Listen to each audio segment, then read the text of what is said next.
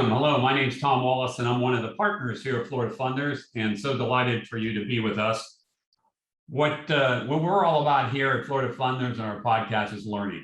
So what's exciting about being an entrepreneur or an angel investor, whichever one you are in the technology space, is there's always something new to learn, and there's always somebody new to learn it from. And I'm very excited about our guest, who is really going to be fun person to talk to and learn from, and I'll introduce him in a second.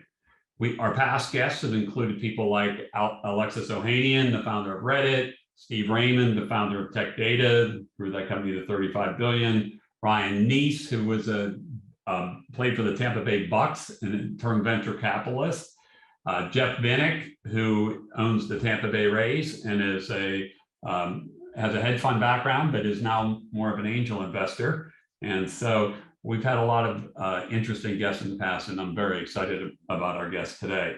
Before we get started, for those of you who are new to Florida Funders, we're a combination between a venture capital fund, or funds, we're on our second fund, and a crowd of curated angel investors. So we have a network of about 1,500 investors that invest alongside our fund. We like to say we're on a mission to change Florida from Sunshine State to startup state. And we're focused on finding funding and helping build the next generation of great technology companies. So with that, David Blumberg, welcome to Florida Funders Podcast. So nice to have you with us today. It's my pleasure. It's good to see you again. Likewise. I was in an event in Miami last week. Your new adopted hometown. We'll get into that, and we saw each other just last week. So David, why don't we start by tell our audience a bit about yourself, your background. Where did you grow up? I don't think I caught that. Okay, so I grew up in Fresno, California. I'm a fourth generation Californian. My ancestors helped really build San Francisco, if I could be so immodest on their behalf. And California has a lot of wonderful things, but at this time during the lockdown, there were a lot of reasons to want to move here for our family, and for business it made a lot of sense. So we took the plunge during the lockdown. I think those lockdowns liberated a lot of folks to understand that you don't have to be chained to your desk or your office in a tall office block somewhere in a big city. You can really live where you want the right work-life balance, where a lot of other investors and entrepreneurs are being attracted. And there was choice: Miami, Nashville, Austin, Texas, Dallas, Texas, a few other places. And Miami came up for our family on the top spot, as well as for business needs. So I think we made a good choice. I'm very happy here, loving it, and feeling very well received. By the way, the community here has been just so remarkably that's great. Embracing. From the everybody here is from somewhere else, as you, I'm sure you know. So I think we tend to be very inclusive that way. Now, I want to back up a little bit. How did you said you looked at Austin and Boston, or maybe some other cities. How did Miami make it to the top of your list? One of the reasons was the time zone. Blumberg Capital is an early stage classic venture capital fund, very focused on software, particularly artificial intelligence, mining big data, to try and bring value from that data to existing industries and also help create the industries of the future. So we have a big team in Israel, quite a bit of operations and companies and so on the East Coast, both in Canada and the United States. So being here is really easy for my sleep schedule. And then I can, when I'm already well up and caffeinated, California wakes up and I can start talking with them. We have, investors all around the world, up and down from South America, London, Switzerland, France, US, Germany, and so on. So being here, I didn't really think about it before I moved, but this has really turned out to be advantageous from just the time point of view. Then there's the lifestyle balance. We talked about that. I think that's understood. I like to be in a place that's new. For example, San Francisco, we were in San Francisco right in the center of the city before most VCs were there.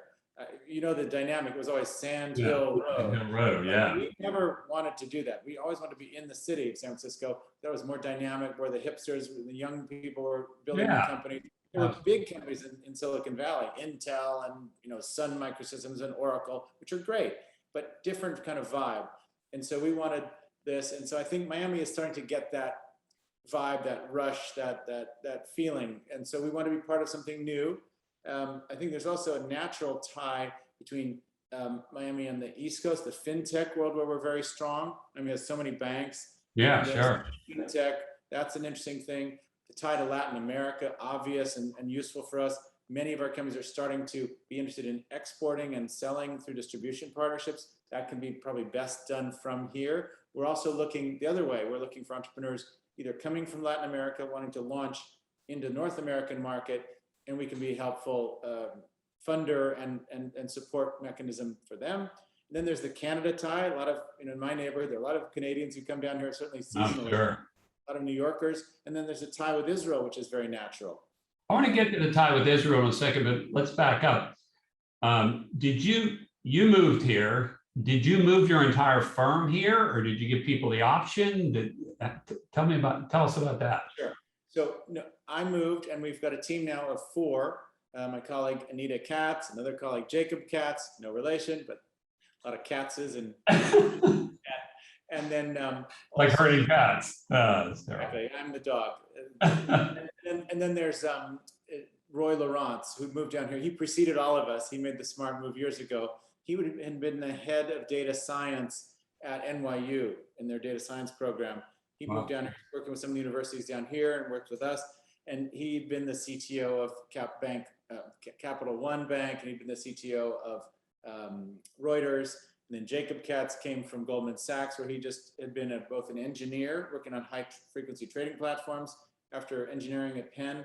And then he went back as an investment banker. We pulled him out, and he can now combine the two because, as you know, venture capital is a combination of understanding the tech and understanding the finance and understanding the people and the markets. Yeah.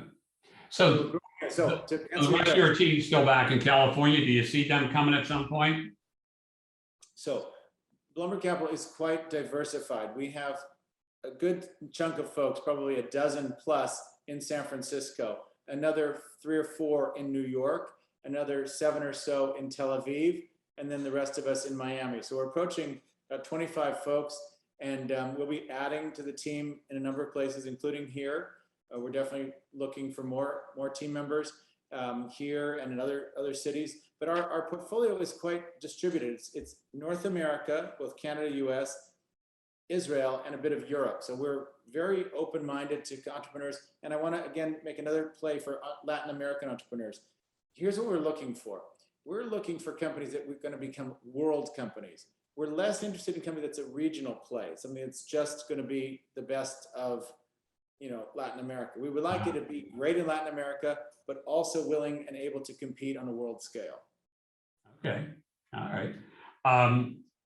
I'm curious as to how you got into venture capital, because I saw that you went to that little school that nobody's ever heard of called Harvard. That's really easy to get into, but that you are a government major. So were you going to be a politician and something went wrong, or? No, something went right. Better said.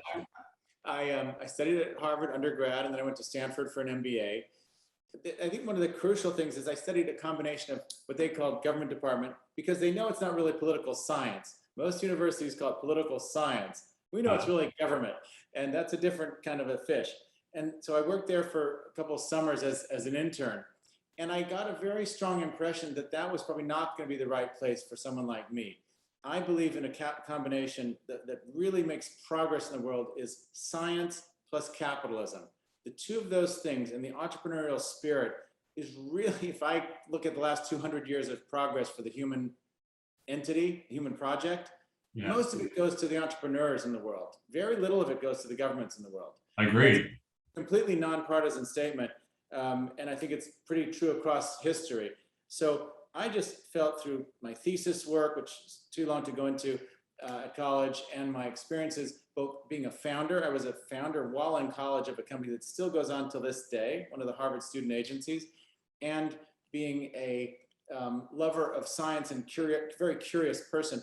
That combination really fit as a venture capitalist. So I've landed in exactly the right job for me. And I do recommend it to other people. It is, as you know, it's very rewarding because you're working with young people on a dynamic path. The future is uncertain, but their persistence, their grit, their willingness to take on challenges and address big problems is just, it's magnetic. It's very, very exciting. Yeah, I like to say we get to go to work every day and we get to work with these bright, young, talented people who are trying to change the world. What the hell could be more fun than that?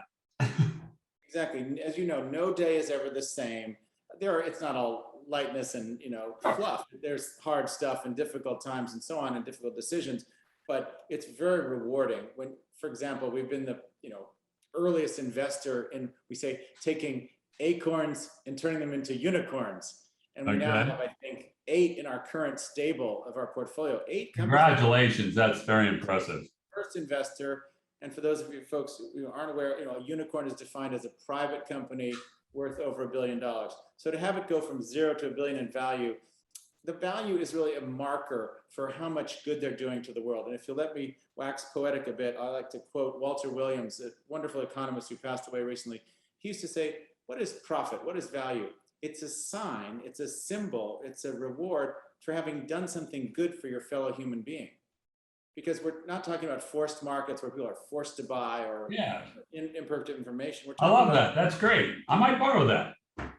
Because good businesses stay in business. If you're a bad, say, let's pick a restaurant. If you're a bad restaurant, people won't go there anymore. You'll go out of business. So you've got to serve your customer well. And I heard another VC he was talking about a podcast the other day, saying that a metric for them is they look at what the ROI for their portfolio companies selling to customers is. In other words, when the customer of a portfolio company says, our ROI on this product we bought from you is 600%, you're doing a good job. Yeah. Right? So we like serving customers. And if those customers are doing well, they reward you. So that's the fun about growing these billion-dollar companies, or as we should be modest as VCs, it's really the entrepreneurs that grow the companies. We're along for the ride. Yeah. And one of the Blumberg Capital metrics, if I can just go on this one, is that we see some venture capitalists, not you, but some venture capitalists tend to run things in the marionette model. We're the VC and you, entrepreneur, jump when we say jump. The capital model, and I think probably the Florida Funders model, is more like, no, it's the NASCAR model. You, the entrepreneur, Mr. and Miss Entrepreneur, are the driver, and we're the pit crew, and we're there to support you and change the oil and fill the gas and bring fans to the stands, which is business development, all that kind of support that you need, and that's our goal. Yeah, couldn't agree with that more. And one of the things, getting back to the capital or the creating a unicorn is the the measurement system or the returns and measurement system. One of the things when we're interviewing founders and talking to them about investing that I love to hear is I love to hear when I say, somebody asks about their exit strategy and they say, oh, I don't know, I'm just really trying to build a great company and I want to own this space and I want to be the leader in this space. To me, I always like that better than somebody that says, I'm going to get this to 100 million in market cap and flip it. And, well, because I know they're in it for the right reason. The why, the purpose of what they're doing is going to keep them going. That's very important. And it's another distinguishing feature of Blumberg Capital. We are extremely patient. We've been in one company for, I think it was like 18 years. Oh, geez. And then it had a very good exit. And then it spun off a baby company. So we're still on the board because that new company is continuing to do well. And we get returns from that one when that, fulfills its destiny. But I think there is a misunderstanding. A lot of people confuse venture capital with investment banking or hedge funds and so on. They're very, very, very different. And hedge funds think in parts of a day. We're thinking in blocks of years for our return time. So we're very patient, very flexible. We understand startups need to often pivot along the way. Yep. And that's fine. We help them. And, some pivots are necessary, for some are unfortunate. Some are very, very, very salutary. And we've seen companies that have, looked as if they were going to fail, and then they made a crucial pivot and gone on to wild success. So all those can happen if you give a little bit of patience, some support, and and do keep up with metrics. I mean, you can't just drop all your rational faculties and say, "Oh, do whatever you want." It's got to be a consensual, path toward progress. Yeah. I want to ask you about Israel. I want to go back to that. I visited Israel about 3 years ago. I went to a technology conference over there. It was just really blown away. I'd read Startup Nation. I knew that Israel was a very entrepreneurial country, and there was so much technology coming out of there. I was really, really impressed. You have this tie with Israel. When did that start? And you're obviously a believer in Startup Nation. Tell us about that. Well, it's interesting. I was in high school, college when I said, I want to have a career that'll be international, and I want to have something to do with helping Israeli technology get out to benefit the world, because I had seen firsthand how they invented things that could be used everywhere, but for some reason, they'd invented but not yet exported much of their drip irrigation, reverse osmosis for desalination, all kinds of other interesting technologies. And I said, gee, this country really could help a lot of other countries. I had studied at Harvard, developing nations, the so-called third world, and I realized that a lot of that technology could make a huge difference in making people's lives better and making people have the ability to earn real income in those countries and so on. So I thought that's an interesting endeavor, but then I tried to tie venture capital with Israel, and there really wasn't any. So I was actually very, very fortunate to have a mentor in Fred Adler. He was one of the great VCs of his day back in the 70s, 80s, 90s. And he took me under his wing, and I joined that firm. And that was really, it was the first venture capital fund ever in Israel. Oh, wow. And so I worked with them, and the fund itself was not so successful, to other reasons, but they did link me up with an incredible set of entrepreneurial talent that formed the first generation of great Israeli successful companies that then have morphed and expanded dramatically now. And so now the Israeli ecosystem is, I would say, really similar to Silicon Valley. It has a very same kind of vibe, same kind of term sheets. Many of the same firms are investing in both places. And so we feel very excited. Our team is quite large there. We have about 30 companies there in the portfolio out of 80. Oh, wow. Yeah, so it's very active. Yodfat Har-El Bukhris is an excellent colleague, heads up that office, and has grown the team substantially and our portfolios. We're getting great exits. It used to be that Israel was said as great startup nation, but they don't have any exits. They don't have any unicorns. Now that's completely changed. Israel has a lot of exits, a lot of unicorns, and they're taking their place along. And I hope that the tie to Florida can be strengthened between Israel, Silicon Valley, and Florida. I think Israel is an interesting parallel to Miami, and that has that beach, sunshine culture and a work-life balance, and that California again can tie it together. So I think the three-way mix, maybe out in New York, it's a very good combo. Yeah, when I was there, Waze had just been purchased. That was a big unicorn for Israel, because they were saying the same thing, that a lot of their companies get bought, they never IPO, they never really make it to unicorn before they get taken out in Waze. And then there was the company Intel bought for the sensor.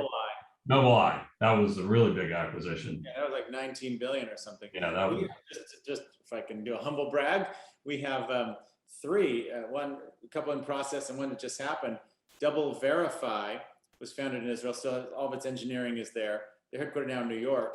They pioneered a whole new industry. It didn't even exist before. And in fact, when I got a call from one of our LPs who's right behind me in Aventura, I live in Golden Beach, she called me and she told me about this company.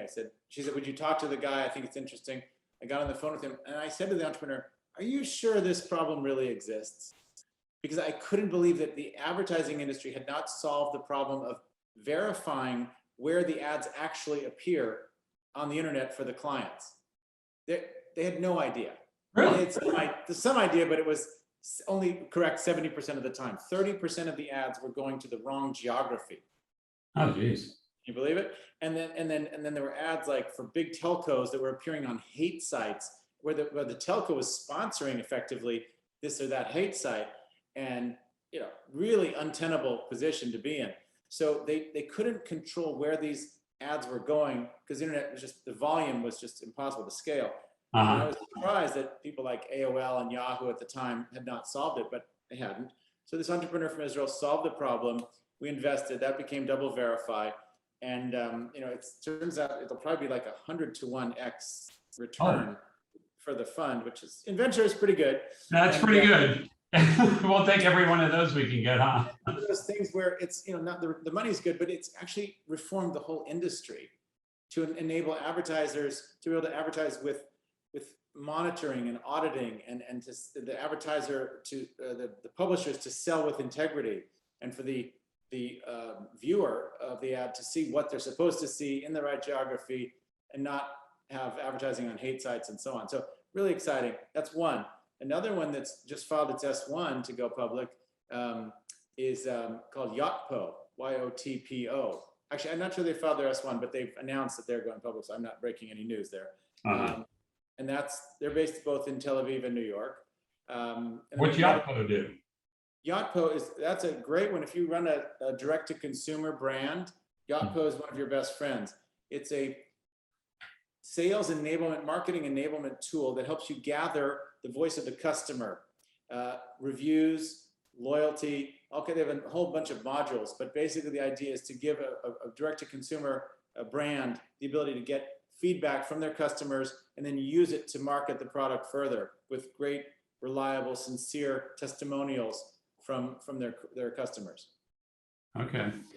We're an investor in a company together, Jazzbee, which wasn't founded in Israel, but it was founded by Benny, an Israeli. How's Benny doing, and how's Jazzbee doing? Well, Benny wears two hats. He was the founder of Credorax, which is a large merchant acquiring bank.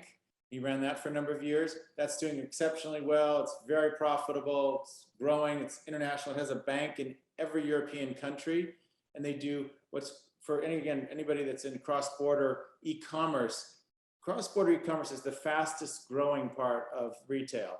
You've got physical retail, and faster is e-commerce, and the fastest part of e-commerce growth is in cross-border. That's the specialization for Credorax. So anybody looking for a merchant acquirer, think of Credorax, Credorax. Then Benny is a very productive guy. I say this about a lot of entrepreneurs. Entrepreneurs are not the kind of person who just wants to have an exit, get their money, and go sit in Tahiti and drink, cocktails. That's not like that. Yeah, that usually lasts about a month or two, from my experience. Right. Good for them if they want to choose that. But most entrepreneurs I see are like artists. It's in them. They want to produce. They want to solve problems. They're often engineers, but not always. And they find a problem. They say, "Oh, that vexes me. I want to solve it somehow." So they work, and they solve it. And then when that exit, quote unquote, happens, they go and solve another problem and another. So we call them serial entrepreneurs. Benny is one of those. So his next company came out of his own personal experience. He has teenage children, and they were always asking for money, cash, or use a credit card for this, that, and the other. So he decided to say, hey, there must be a better way using the mobile phone to have families manage money with and for their kids, where the kids can buy from a pre-approved whitelist, which is only brands that the parent wants to allow, only amounts that the parents will approve, and only SKUs or specific items that the parent thinks are appropriate.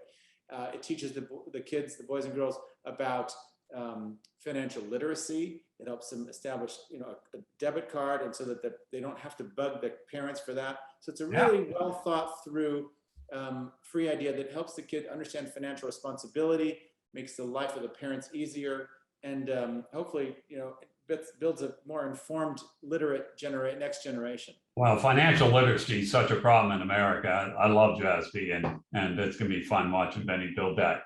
I have to ask you this, David. So you moved to Miami from San Francisco. Obviously, you were there for some period of time. And what do you see in Florida and Miami? What is missing for the tech ecosystem, which has come a long way, by the way, you're new here, but it's come a long way even in the last 5 years. What do you see is missing, or what do we need to do to have it grow even more and faster? Okay, well, let me go back to a little bit of preamble, because COVID and the lockdowns were a giant catalyst. Now, every cloud has the silver lining. Yeah. COVID was a horrible tragedy for many people, and I have a lot of empathy, and we all know people that suffered, and we're sad about that. However, every cloud has the lining. What's the lining? Well, we've renamed COVID, or given it a second name. And instead of coronavirus identified in 2019, COVID-19, we say that it's the catalyst of virtualization, innovation, and decentralization. And that's what we're seeing. I like that. I haven't heard that before. You're welcome to use it. I will. Catalyst of virtualization, innovation, and decentralization. Because what has boomed in this year? Telemedicine, telelearning, work from anywhere, fintech. You know, I don't use my wallet. Where's my wallet? I don't use this thing anymore. This is my wallet now. Yeah. Right. Absolutely. You know, I've had telemedicine consultations with my doctors. I've done educational seminars where I've been taught and I've been learning. I use fintech stuff all the time. And I think many people are like this. And now I work from remote, quote unquote, because I'm working out of my home for now in Miami. But Blumberg Capital has been working remote for a long time. So when the lockdowns happened, we went from Friday office to Monday. We were up and ready. Everyone was on, you know, Zoom or other techniques for video conferencing. We've been doing that for generations or years, because we've been working from New York, San Francisco, and Tel Aviv. We just added now Miami. So let's talk about that. So behaviors are changing. People are moving. Talent, businesses, and entrepreneurs are relocating. And Miami is getting more than its fair share. Florida is getting more than its fair share because it's well managed. You guys have the right kind of regulatory regime, the right kind of taxation regime. You're welcoming and hospitable. Pro-business. We love entrepreneurs. We love venture capitalists. And you know what's going to happen? Innovation and resources and political power are going to follow. I agree. You know, this state gained political power by the congressional redistricting. So did Texas, and so on. So that's happening. So I think we have to embrace this virtualization. It will lead to better productivity for the office worker and service workers. And we sort of have a thesis on everything I told you, mining big data with AI and using process automation to make applications more useful. That's our thesis. It's, you could say, automating the white collar economy, but it's not just the white collar economy. I would say in the last 300 years, you'd say that the places that need the most injection of productivity for the workers to do better and the business to do better is in office work and service work. Those areas have been kind of left behind as very manual. And what had been fixed in the 20th century was factories. They became extremely automated and a lot of productivity tools given to the workers. And the same thing in the 19th century, agricultural workers and transportation, like we went from horse and buggy to railroads and so on, that was automated in those, and horse and mule to tractors. So 19th century agriculture, transportation, 20th century factories. This century, it's going to be you and me and the people in Miami, Florida, which are mostly service workers. We can make people more productive. So that's our thesis for investing. So why is Miami doing better? Well, again, it's a diverse, pleasant place to live. It has the good regulatory, taxation, and infrastructure. It has solved some of the vexing problems that somehow other cities have not been able to solve, such as the homelessness problem. Not that we don't have homelessness in Miami, but we seem to manage it better.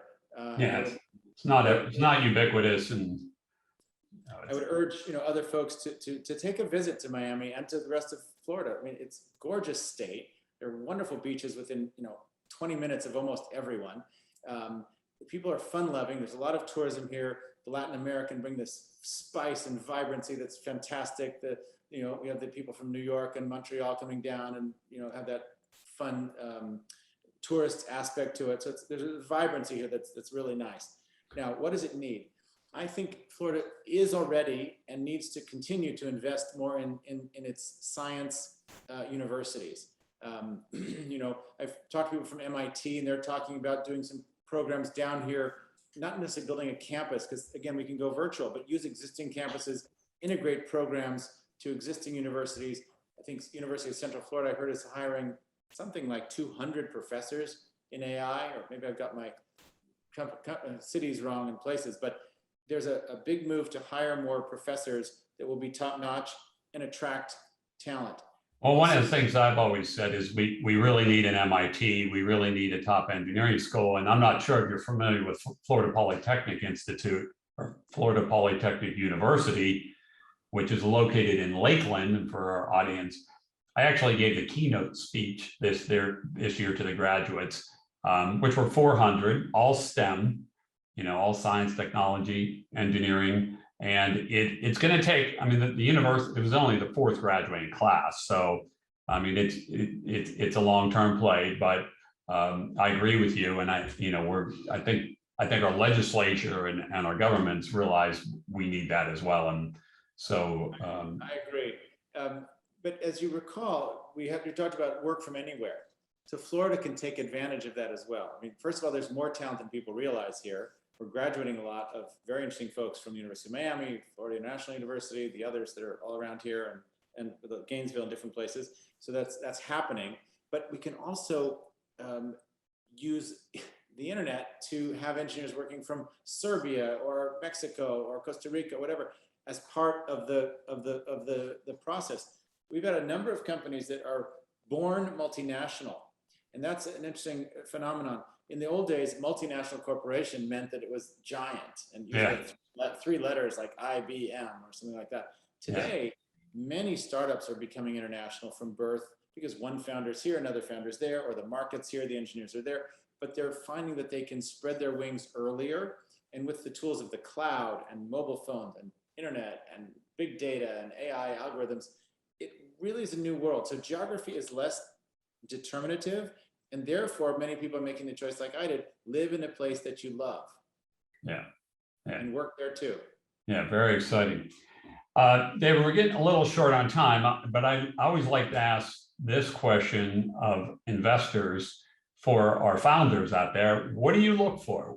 Both, what are you looking for in a founder? And then what are you seeing as exciting places and what's your investment thesis and where you guys invest in? You mentioned big data and AI, but start with the founders. What do you look for in a founder? So Ms. or Mr. Entrepreneur, we're looking for you. And we often people say, what are you looking for? So we're looking for people solving big problems with an incredible amount of integrity and grit behind it, and to pursue it through to this successful conclusion. We have a simple mnemonic that's called the 6 T's, and I'll just go through that very quickly. The T words, that help identify the topic. So the first one is the theme, which is another word for problem. What is the problem you're trying to solve? Articulate it crisply. We're trying to fix X. And then you show how you're going to do it. Okay. Then the next part is the team. Who are you?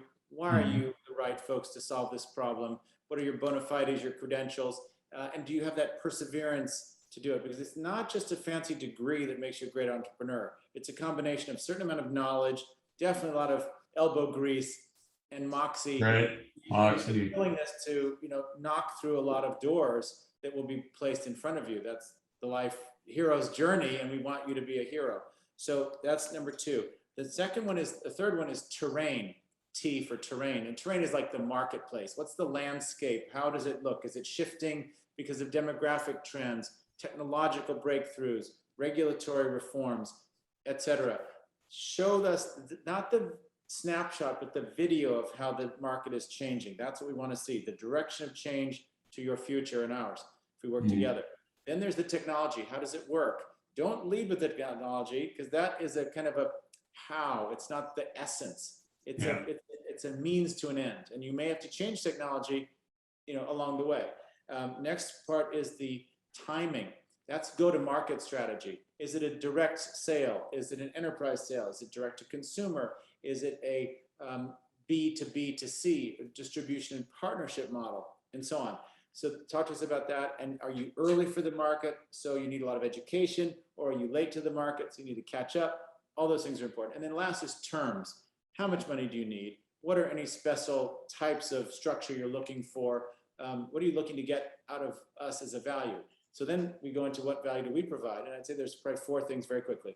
One is we have a CIO council, Chief Information. Oh, I love that, what you guys do. I remember hearing about this. It's outstanding. It's about 150 people strong, Fortune 5,000 companies, East Coast, West Coast. We meet virtually 4 times a year and in person on each coast. And we show our portfolio companies to them. They get leads, feedback, messaging help. It's superbly useful. And we call these folks in between for diligence and so on.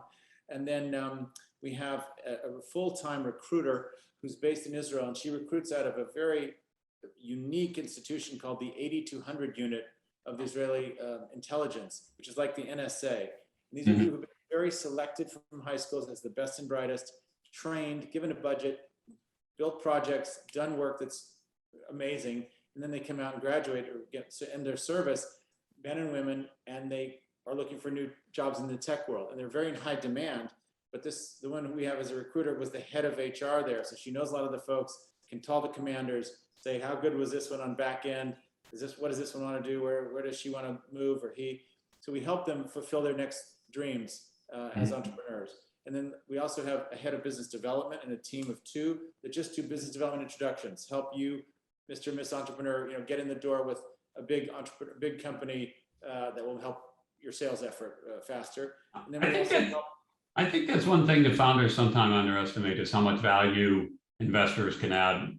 I know we work very hard at it here at Florida Funders. We're not perfect, but No, you're great. We work hard at it, and I love what you guys do with the CIO, CTO council. That's awesome. And there's not everybody's money is the same shade of green, right? I think that's true. And there's one last thing, and that's the difference between our model. Well, I think we talked about this. There's sort of there's the NASCAR model, or there's the marionette model. We very much like the NASCAR model, where the entrepreneurs drive the car and we VCs are there to support them. So we're trying to do that in many ways. And as every entrepreneur knows, it takes a lot of different skill sets to build a company. So we'll try and bring in experts that are going to be helpful, supportive, not criticizing, not telling you how to operate your business, but more in a like, hey, have you thought about this? Would that be helpful? Would you like an introduction here? And we see how it goes.